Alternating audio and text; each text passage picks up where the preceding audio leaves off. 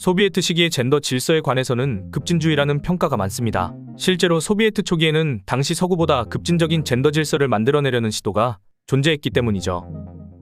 그러나 꼭 그렇지만은 않습니다. 젠더 질서를 당시 소비에트 정권의 직접적인 목적으로 보기에는 어렵기 때문이죠. 그리고 급진적인 젠더 질서를 만들려는 시도 자체도 지속되지 않았습니다. 물론 기존 제정 러시아의 가부장적인 젠더 질서를 뒤엎으려는 시도가 상당히 많긴 했습니다. 제정 러시아 시기에는 상상도 못했던 젠더 관계를 재편하려는 시도가 나타났죠. 일상 그리고 생활 영역과 직접적으로 관련되고 사회적으로도 상당히 연관되는 부분이 많은 젠더 관계 혹은 젠더 질서를 재편하려는 시도를 했습니다.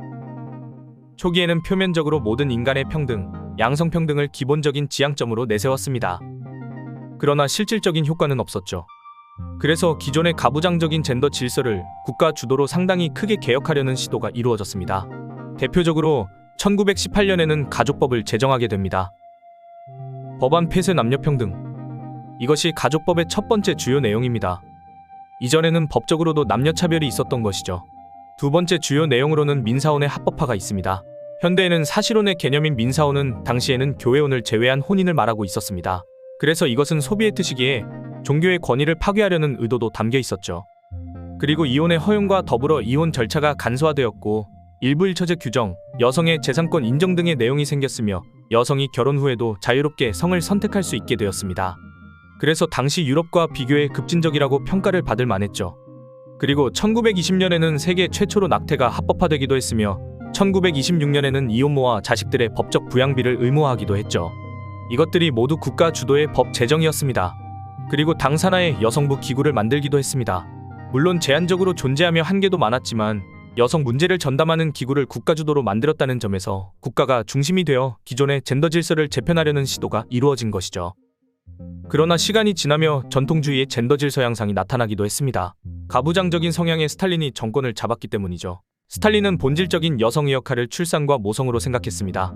그래서 사회적으로 여성의 역할을 통제하는 시도를 하기도 했습니다. 1936년 스탈린은 다시 낙태를 불법화했습니다. 물론 여기에는 산업화에 필요한 노동력 확보를 위한 시대적 필요와 연관된 법의 변화라는 평가도 존재하고 있긴 합니다. 그러나 스탈린 사후 다시 의료기관에서의 낙태는 합법화되었습니다. 여성의 노동 참여 비율도 크게 증가했지만 동등한 대우와 지위를 받지는 못했습니다. 고용의 질과 내용에 있어서도 전통주의적인 특성이 나타난 것이죠. 그리고 여성은 모성과 노동자의 두 가지 역할을 동시에 맡게 되었지만 남성의 사적 영역에서의 활동에 대한 논의는 전혀 이루어지지 않았습니다. 그래서 남성은 공적 영역에서 고위직과 높은 임금직을 차지했고 사적 영역에서의 참여는 면제를 받을 수 있었죠. 그래서 결론적으로 소비에트의 젠더 질서를 마냥 급진적이라고 평가하긴 어렵습니다.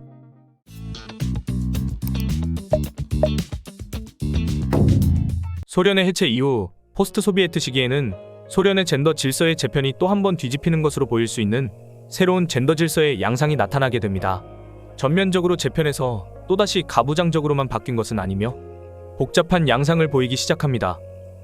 포스트 소비에트 시기에는 자본주의, 상업주의적 젠더 질서와 소비에트 젠더 질서에 남은 영향력, 그리고 소비에트 시기 이전의 전통주의적이고 가부장적인 젠더 질서를 회귀하는 모습까지 나타나는데요. 어느 하나가 두드러진 특징이라고 하기는 힘든 세 가지 양상이 서로 공존하는 상황이 보이기 시작합니다. 자본주의 혹은 상업주의적 젠더 질서의 양상을 보여주고 있는 대표적인 예시로는 성산업이 있습니다.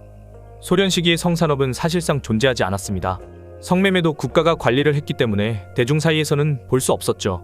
하지만 소련 해체 이후 현재까지 러시아에서 두드러지는 산업이라고 볼 수 있을 만큼 성산업은 새롭게 나타났습니다. 먼저 소비에트 해체 이후 경제 상황이 안 좋아지다 보니 여성 빈곤층이 생겨나기 시작했습니다. 그리고 서구의 포르노성 문화를 접하는 남성들이 증가하며 성산업에 대한 수요가 증가하기도 했죠. 즉 공급과 수요, 그리고 매개의 세박자가 맞아떨어지며 러시아의 성매매 산업이 발달하기 시작했습니다. 그리고 계층 분화의 영향으로 기존의 가사노동과 돌봄노동을 금전 관계로 해결하는 시도가 나타났습니다. 마찬가지로 중산층 이상 여성의 수요와 빈곤층 여성의 공급이 맞아 가사노동이 상업화됩니다.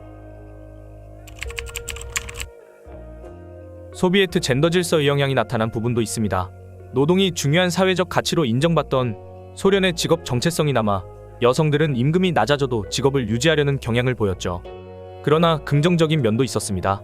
소비에트 시기에 나타났던 평등주의적 젠더 인식도 형성되며 규범적 또는 당위적으로 젠더 질서가 변화할 가능성을 내포한다고 할 수 있는 인식들이 나타나기도 했기 때문이죠.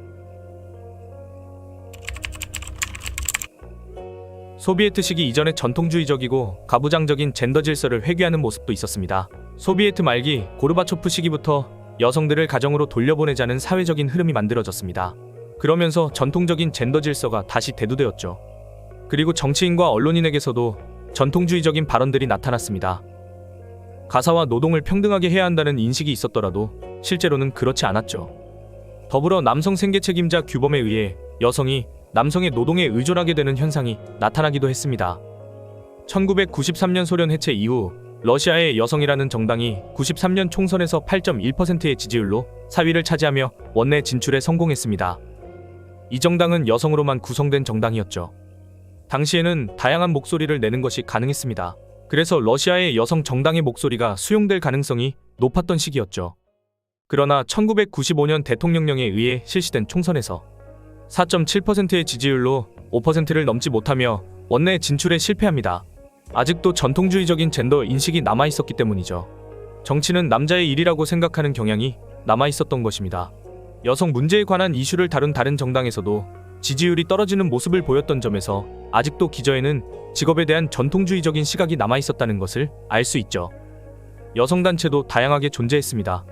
수적으로나 활동면에서 분명 나아지긴 했지만 여전히 한계가 존재했습니다. 대표적으로 시민들의 저조한 참여율로 인해 회비 운영에 어려운 점이 있었죠. 그리고 해외의 지원을 받으며 눈치를 보며 활동해야 하는 한계도 있었습니다. 현재 가장 두드러지는 러시아의 젠더 질서 양상은 상업주의와 자본주의 경향과 더불어 전통주의적이고 가부장적인 젠더 질서의 모습이 가시적으로 나타나고 있는 상황이라고 할 수 있습니다. 소비에트 젠더 질서의 긍정적인 부분이 아직 유지되고 있긴 하지만 얼마나 오래 지속될 수 있을지는 의심스러운 부분입니다. 마냥 급진적이라고 평가하기 어려운 소비에트의 젠더 질서이지만 당시의 젠더 질서를 재편하려는 시도가 없었다면 소련 해체 이후 러시아 여성의 인권은 어떤 양상을 보였을까요?